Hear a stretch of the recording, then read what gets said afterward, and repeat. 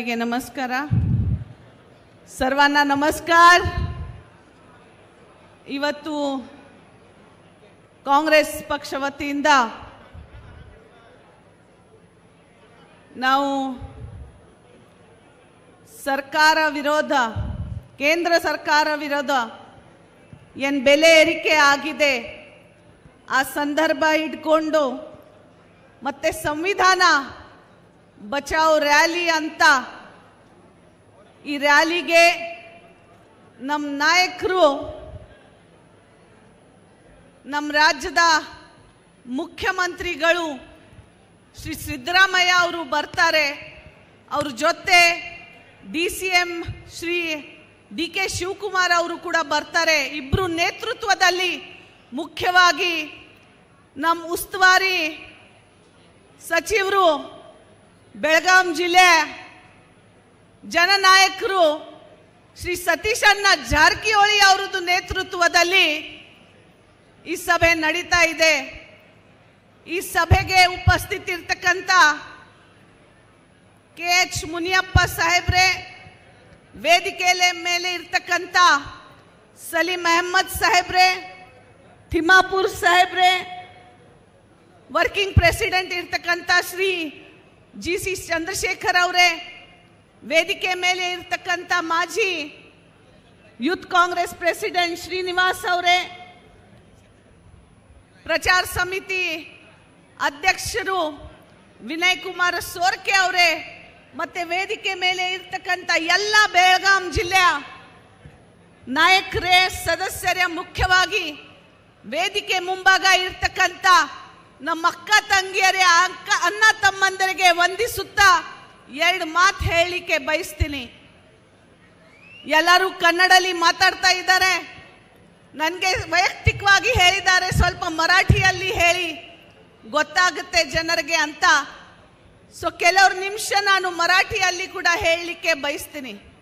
चालेल सगळ्यांना मराठीमध्ये बोलू का? कळणार? आज जे केंद्र सरकार आपल्या लोकांवर अन्याय करायला लागलंय, मुख्य म्हणजे परवाच आपण ऐकलं सोनिया गांधीजींवरती आणि राहुल गांधीजींवरती ईडी CBI असे चार्जेस टाकून ईडी मध्ये चार्जशीट घातली आहे. त्या चार्जशीटला काही अर्थ नाही, काही पैशाचा हेराफेरा झाला नाही, तरी पण का अर्थकार ईडी मध्ये केस घातली म्हणजे एकमेव आपला तो लीडर आहे जो पार्लमेंट मध्ये मोदी विरुद्ध खंबीरपणे उभा राहून बोलतो. जे तुमच्यासारख्या आम्हा बायकांना जो त्रास आज ग्लास सिलेंडरचे प्राइसेस जास्त झाल्यामुळे होत आहे त्याच्या विरुद्ध बोलतो. जे मागासलेले लोक आहेत, आपले SC ST दलित किंवा मराठा पण OBC मधनं कुर्बा असू दे, सगळ्यांवर जो अन्याय होतो आहे त्या अन्यायाविरुद्ध पार्लमेंट मध्ये लढणारा एकमेव राहुल गांधी आहे. आणि म्हणूनच अशा नेत्याला गप्प जर बसवायचं असेल तर ईडीची धमकी दाखवून, ईडीचे केसेस टाकून, कुठले तरी मागचे काहीतरी नॅशनल हेराल्ड काढून आज त्यांच्यावर चार्जशीट केलेली आहे. येन संबंध ನ್ಯಾಷನಲ್ ಹೆರಾಲ್ಡ್ ಪತ್ರಿಕೆ ಫ್ರೀಡಮ್ ಸ್ಟ್ರಗಲ್ಗಿಂತ ಮುಂಚೆದು, ನಮಗೆ ಸ್ವಾತಂತ್ರ್ಯ ಸಿಕ್ಕಿದ್ದ ಮುಂಚೆದು ಆ ಪತ್ರಿಕೆ ಬರೀಲಿಕ್ಕೆ ಚಾಲು ಮಾಡಿಸಿದೆ. ಆ ಪತ್ರಿಕೆದು ಮತ್ತೆ ಇವರದು ಏನು ಸಂಬಂಧ ಇಲ್ಲ ಅಂದ್ರೆ ಕೂಡ ಇವರಿಗೆ ಜನನಾಯಕರಿಗೆ ಹೆಂಗ್ दबाಯಿಸಬೇಕು ಅಂತ ಕೇಸಸ್ ಹಾಕಿ ಇದು ನಡೀತಾ ಇದೆ. आणि हे सगळं कुठेतरी थांबवायचं असेल तर आज आपण सगळ्यांनी मिळून एकत्र येऊन काहीतरी करून दाखवायची गरज आहे. आणि म्हणूनच आज संविधान बचाव रॅली आज बेळगाव मध्ये आपण आज एवढ्या मोठ्या प्रमाणात घेतोय. संविधानात दिलेला आहे, बाबासाहेब आंबेडकरांनी सांगितलेलं आहे, आज माणसाला माणसासारखं जगायचं असेल तर संविधान घेऊनच जायला पाहिजे. नाहीतर हे बीजेपी सरकार, हे बीजेपीचे नेते मंडळी आपल्या घरात आपण काय खायचं, आपल्या पोराबाळांनी काय घालायचं, आपल्या पोराबाळांनी कुठे जायचं, हे सगळं सांगायला सुद्धा कमी पडत नाही आहेत.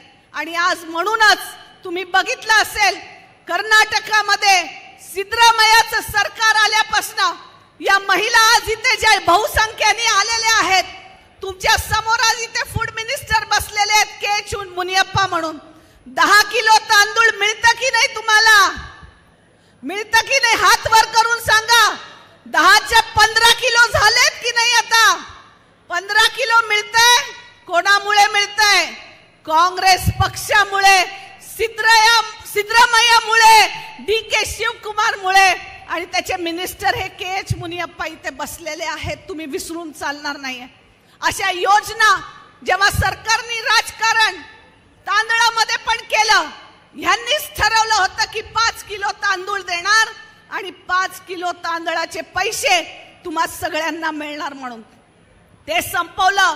त्याच्यानंतर आता तांदूळ झालाय आणि त्या सोडून लक्ष्मी हेब्बाळकर ताई ज्या मंत्री आहेत त्यांच्या खात्यामधनं सुद्धा 2000 रुपये आज यांच्या नेतृत्वाखाली आज सगळ्यांना मिळते. आणि आज म्हणूनच तुम्ही बघितलं असेल तर प्रत्येक ठिकाणी बाईला 2000 मुळे आपल्या घर चालवायला होतंय. आणि हे असं सगळं करत असताना यांच्या विरोधात बोलायला आपण सगळ्यांनी एकत्रित येऊन, एकमेव नेता आहे राहुल गांधी, ज्यांनी भारत जोडो मध्ये 4000 किलोमीटर चालला. कुठला नेता आजपर्यंत चालला नाही.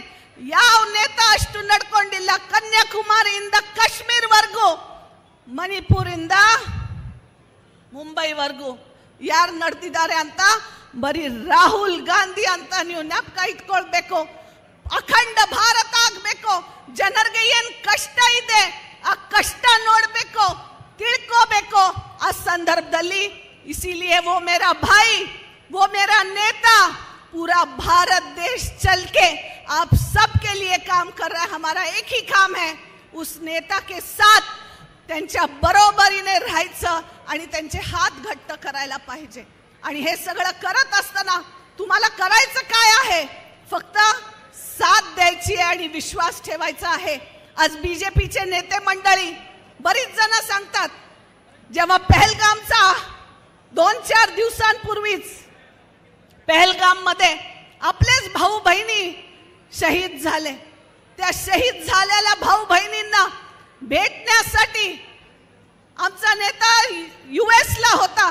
त्या US ची रद्द करून ट्रिप इथे येऊन पहिलं काम त्यांनी काय केलं तर पहलगामला जाऊन तिथे हॉस्पिटल मध्ये असलेल्या लोकांना भेटलं. तेच आपले प्रधानमंत्री मोदी यांनी काय केलं? आपण तर आले भारतात, आनंद आहे, मोठे मोठे डोळ्यातनं पाणी पण आलं, तेही आनंद आहे. पण तरी सुद्धा बिहारला जाऊन इलेक्शन रॅली केली आणि बिहार मध्ये जाऊन प्रचार करत नितीश कुमार सोबत सभा घेऊन असे ह्यांना थोडं सुद्धा दुःख ह्यांना झालं नव्हतं. आणि म्हणूनच आपल्या समोर 2 पक्ष आहेत. एकीकडे बीजेपी, एकीकडे काँग्रेस. एकीकडे बीजेपीचे नेते जे जाती धर्माचा आपला उपयोग फक्त राजकारणासाठी करतात आणि एकीकडे आपले राहुल गांधी, सोनिया गांधी, खरगे, सिद्धरामय्या, DK शिवकुमार, सतीश जारकीहोळी आहेत जे तुमच्यासाठी काम इथे करतात, लोकांबरोबर राहतात, लोकांसाठी 24 तास 12 महिने काम करतात. तुम्ही बघितलं खानापूरला जाऊन पण जर बघितलं तर आज खानापूरमध्ये सुद्धा आज काय होतंय? 2 वर्ष झाली अजून सुद्धा एकही विकास कामाचं नारळ फुटलेलं नाही आहे. आणि म्हणून असं सगळं होत असताना आज जनतेने जागृत व्हायला पाहिजे. व्हॉट्सअप मीडिया सोडून, फेसबुक मीडिया सोडून थोडंसं आपल्या आजूबाजूला काय होतंय ते लक्षात घेऊन सतर्क राहून जरासा आपण एकत्र येऊन, दुसरं कोणासाठी नाही, आपल्या पोराबाळांच्या भविष्यासाठी, आज बाबासाहेबांनी दिलेल्या कॉन्स्टिट्यूशनसाठी, बाबासाहेबांनी दिलेल्या संविधानासाठी जगलं पाहिजे आणि जगवलं पाहिजे. आणि हे सगळं करत असताना छत्रपती शिवाजी महाराजांचे विचार, शाहू महाराजांचे विचार, फुले आंबेडकरांच्या विचारांनी, महात्मा गांधीजींच्या विचारांनी परत एकदा देश आपल्याला घडवत घेऊन जायचा आहे. हा देश घडवण्यामुळे आपल्या पोरा बाळांना शिक्षण, आरोग्य मिळण्यासाठी तुम्ही माझ्या आया बहिणी, तुम्ही माझे भाऊ आहे बरोबर काँग्रेस पक्षाबरोबर, तर दोन्ही